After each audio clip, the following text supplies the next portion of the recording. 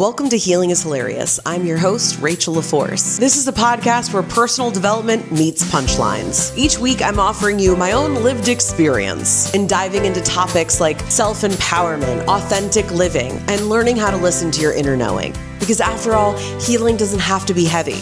It's hilarious. Welcome back. I almost said to the Rachel LaForce Show. To Healing is Hilarious. I'm Rachel LaForce, and this is my show. This is part 4 in our series that I've deemed the Reinvention series. Ooh. Do you feel it? This is part 4. And I feel like we all talk about this all the time. This is the power of saying no. We all know there's plenty of books, there's been TED Talks, there's been speeches, there's probably been movies made about it. But here is my remix on it, okay? We're jumping right in. I'm sorry, how are you? Are you okay? You all right?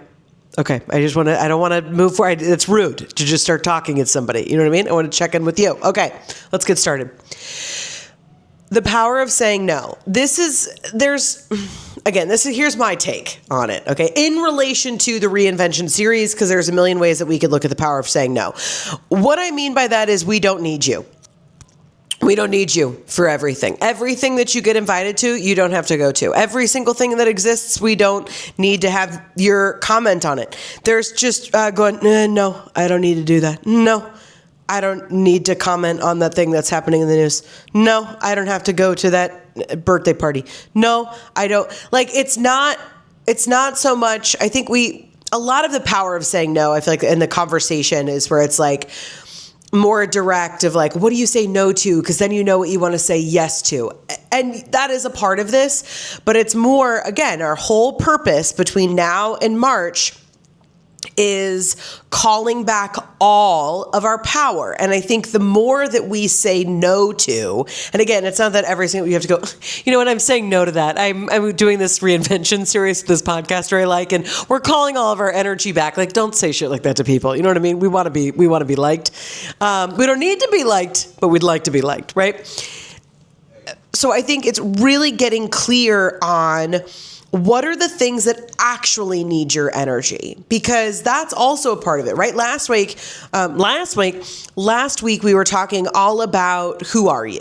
And I think, again, when we really become clear as to like who we are, where we're going, and even individually, like in this season, who are you and where you're going, that is going to help you dictate what you can say no to. I think about it a lot. The school that my older son goes to, I'm obsessed with it. I love this school. I love the community. I love everything about it. I love being there.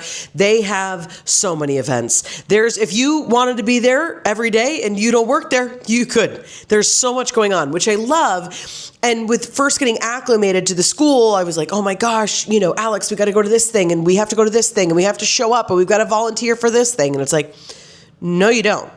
Right? There's lots of different things because they know that there's lots of different families within their community, and what is going to, be of service for somebody else versus, another family there's a variance there. So the same thing is true in our own orbit, in our own life. There are going to be lots of different communities. Hopefully, if you're, living this robust life right now that feels full and, good, for lack of a better word for you, right? That feels comforting. Hopefully you're going to have a lot of different communities. And whether that's, your high school friends or college friends or the friends that your, spouse works with or, your work friends, and you're not going to have to go to every single thing. And I think this is where a little bit of knowing what actually feels good for me and this caveat just came into my head. I want to be clear because sometimes there's a little bit of this like, cut everybody out. Be selfish, girl. And without life experience, those messages I think can be wildly harming, damaging, and just not a well thought out plan. Okay. So that isn't where it's like, you go to what only services you. No, That's why we do this practice, so that when there are things in life that happen, or when we need to show up for things and we don't quite have that capacity, but we know that's in service of our family, of our kids, of our, community or whatever, we've got a little extra in the tank for knowing those things that we need to show up for. So I just wanted to add that caveat, because I would hate is the right word, participate in the cacophony of like, be selfish, girl, without a little bit of like, okay, but why are we doing that? All right. Also, if you're in your selfish phase though, girl, do you. Okay, mommy. All right. When we begin to look at all of the different things that we could give our energy to, using this list, this idea, this frequency of like, okay, this is who I am, then we can easily direct, right? Again, ease. It's easy for us to know that's a yes or this is a no. This is a no and this is a yes. And it's going to be easier for us as we move through, where hopefully by, the end of March next year, we're not thinking about these things. They've now become subconscious. This is now the way that we move through the world, the way that we show up. We have a larger capacity. We have more space for ourselves. And we're more, maybe like me, where it's like, I feel pretty good with my life right now. Of course, there's more things that I want to accomplish, I want to create, but for the most part, like, we're cruising altitude. This feels pretty good. Like, let's enjoy it. Can you enjoy it for like a fucking minute, And so even if this is where you are, but the process is getting, I don't want to say better and better at life, but like better and better at playing the game. This is all a game. And I want you to enjoy it, and I want it to be fun, and I want it to be fulfilling. And I believe that the number one way that we do that is harnessing the majority of our power for ourselves, the majority of our life experience to be in service of ourselves. That's what life experience is, right? We have that experience so that when we go into a situation again, we're not making the same choices, getting the same outcome when we already know, we've done that and it didn't get us to where we wanted to be. And so this power of saying no is the same thing. It is power. There is power in knowing, that's already been said in the meeting. We don't need to repeat it, right? There's power in knowing, I'm not going to drive an hour and a half to go to that. Everybody's going up to go, tubing down the lake or whatever. You don't go tubing down a lake. You go tubing through a lake. We've got to move on. But I think it's going to become easier and easier for you to navigate through a lot of the things that you're doing. And that is what heightens and builds our capacity. And when our capacity is larger, we have more, like, even as I'm saying that, like, I'm sitting up and my shoulders are going back. With that, when we increase our capacity, we are also increasing our power. And that's not power to do more. That's power to experience more and move through it. It becomes more emotional regularity. It becomes more a regulation of our nervous system.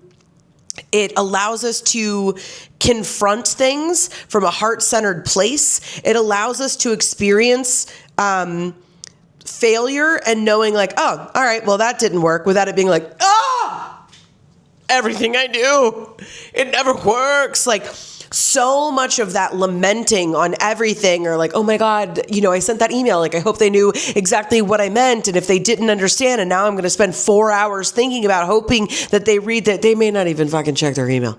Okay.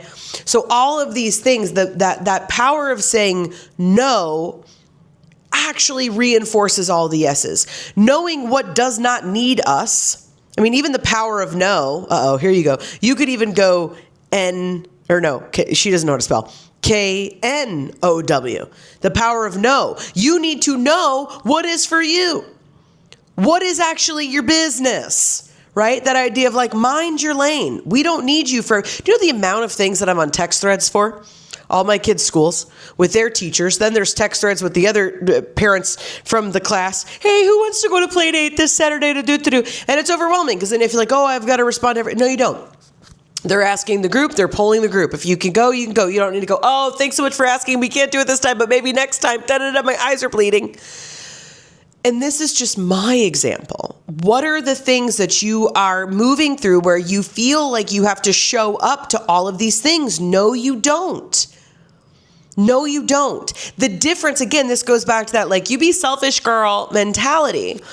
When we are operating from a heart-centered place, which means we are in our integrity and we are navigating based off our intuition and staying open to navigating change, we can handle, upsetting people. We can handle other people upsetting us. We can handle things skyrocketing and taking off. We can handle things falling apart. We can handle, because again, really what we're doing is we're building almost, for my little energetic angels out there, if you imagine really what I'm wanting us to build, if you put your feet on the ground, which I'm sitting in a director's chair right now, of course she is.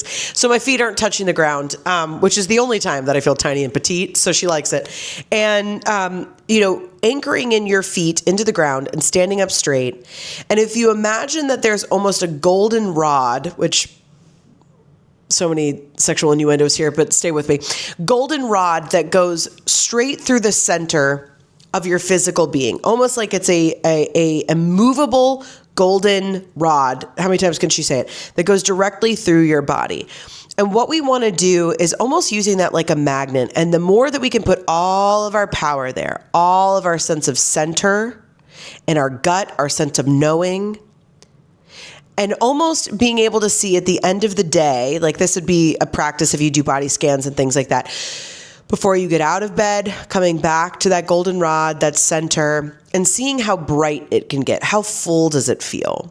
And then by the end of the day, when you lay back down again, calling that power back and recentering from that place. And whatever version of that works for you, I encourage you to do that. And really feeling that center sense of power. Because that's what happens when we get overwhelmed, we get overstimulated, we get going too fast, we're doing too many things for other people. And it's not about blame, but ultimately it's like, what's going on with you that you think that you have to be the one that's going to solve it for everybody else? Or if you remove your piece of Jenga, that everything is going to fall. Then let it fall. If your fear is disrupting other people's lives when it's not necessarily servicing you, they may also need to learn that lesson that they need to, put in their own piece of Jenga for themselves. If their tower is falling over, and I'm not talking about taking care of your kids or your spouse or something like that. Use your judgment when I'm saying this, okay? Right? Top of your intelligence. If that's what's happening because you are removing yourself from just supporting somebody, that's a problem. And it's hard. I understand that that's hard. It is difficult for us to allow other people to be completely self-sufficient outside of us.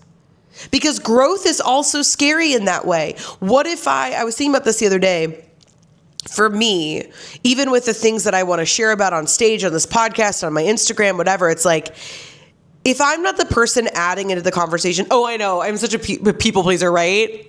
Oh my God, I know, I'm just a comedian, right? All of these things that we say because we think that we're relatable. That if we also have this ailment, if we also struggle with blank, if we also overcommit, how much merch is out there that's like wine o'clock or like don't catch me before my coffee, overstimulated, like anxious but cute. And I understand why it all exists. I don't mean to poo-poo all of it, okay? I don't want to completely just shit on things just for being fun. But there is an element of, especially for women, that it's cute to be frazzled, to be overextended, to be anything other than all in your power. That's not cute. I'm not saying that you can't both be totally in your power and also have days. I mean, I've got a 2-year-old and a 3-year-old, okay? Catch me at 8 o'clock on any given day and I'm like, how are we gonna make it, right? But there's a difference, again, between tending to a 2-year-old and a 3-year-old and, that are beautiful and healthy and they're wild and whatever.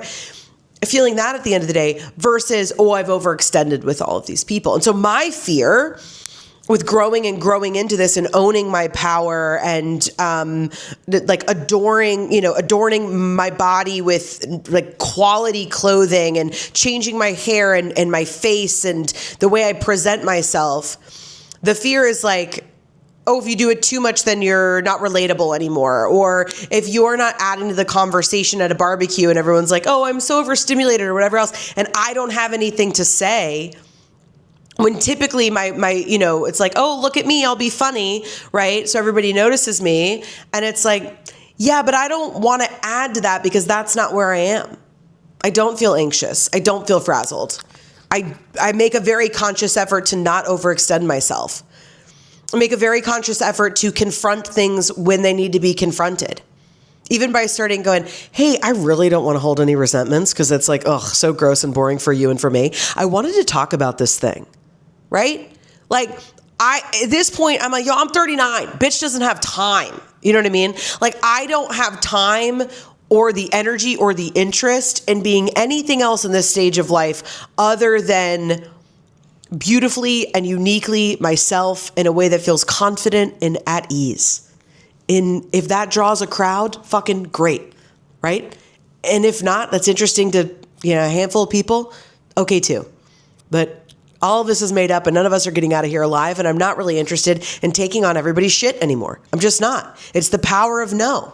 I'm not going to be for everybody. And no, if it means that I am slightly less relatable in certain circles or certain places, or that my content is less relatable in certain ways, or people think that I'm trying to big time, or whatever all of these fears are that are in my head,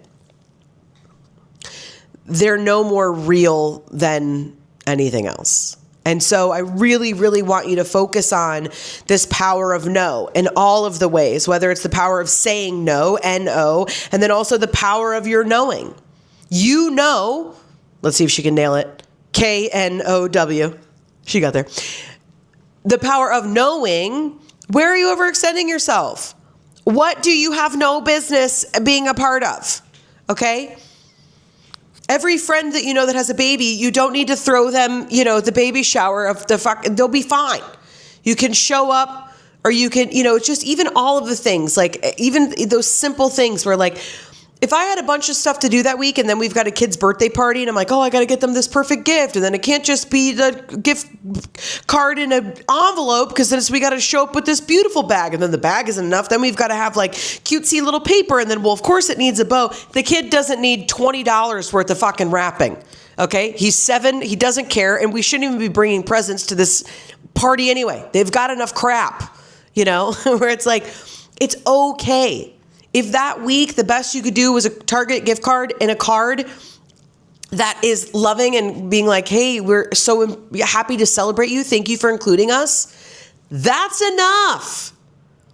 What are all of those ways? It goes back to ease. What are all of those ways that you are creating harder situations? Because all of that is rooted in unworthiness.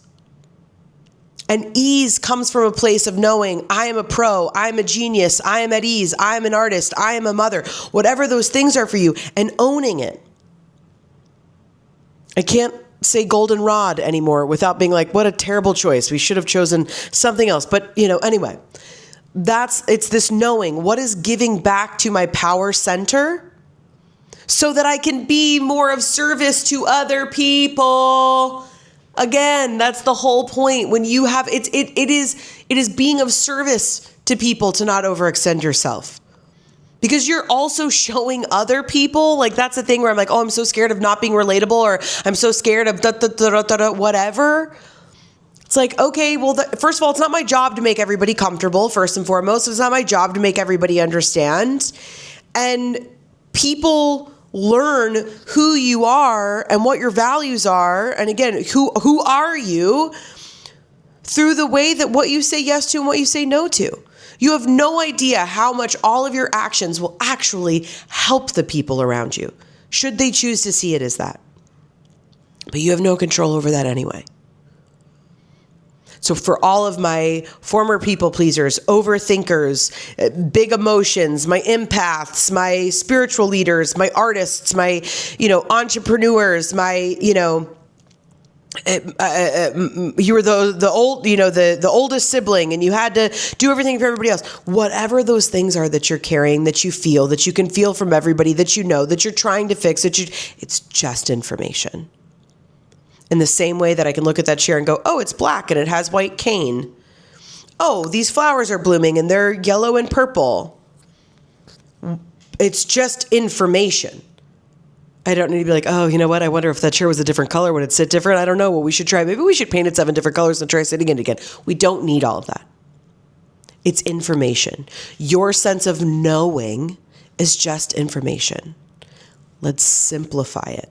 Again, all of this work leads back to our very first episode in this Reinvention series, which it's time to say goodbye. It's time to say goodbye needing to do everything for everybody. It's time to say goodbye to thinking that if the birthday present looks perfect, that then everybody's going to think more highly of you, or that somehow then you're going to nail it, or that you are somehow absolving yourself from the beauty of being human, from other people's judgments, from your own judgments. We are going on an experiment from now until the end of March to reinvent ourselves, to fully step into this identity, to choose ease and create a new sense of being. It is time. I'm so excited for you. I am so excited for the growth. I'm also, don't be surprised if you start sleeping better. If you're, sorry, this just came through and I want to share it. As things are shifting for you, maybe foods that you used to eat, you can't really digest in the same way. You may find that you're drinking more water. You are more sensitive to caffeine. There's going to be a lot of like physical things that are going to happen because all of this weight and this heaviness and all of those blocks and everything that you've been carrying around with you, when those start to not only leave your physical body, when they're leaving just like your energetic body, you're going to feel lighter. You are going to sleep better. Things are just going to shift. So just sharing that, if you're like, oh my gosh, I've been having X and X weird thing that's happening. That's probably a part of the process because even though we don't talk about it a lot, spiritual, mental, physical, it's all connected. I don't know why that's shocking information, but who's got time? All right. Take care of yourself, drink some water. I'm so excited for everything that you're going to do. And next week will be next week. And, from now until March, we'll kind of revisit this as we go through, per usual. But I'm really excited. I would really encourage you to kind of set some goals, some ideas where you want to be, how you want to feel, what you want to move through. So that way we just kind of track it. We don't need to go back to it every day being like, am I doing it? Am I doing it? But just kind of knowing it helps like your guideposts of where you wanted to go and what do you want to let go of. So as those things come up and you're presented with the option to, continue that loop that you've been doing or make a new choice, that you feel empowered, that golden rod, she's winking to the camera, to make that new choice. All right. You got it. You guys are smart. You didn't fucking need me. All right.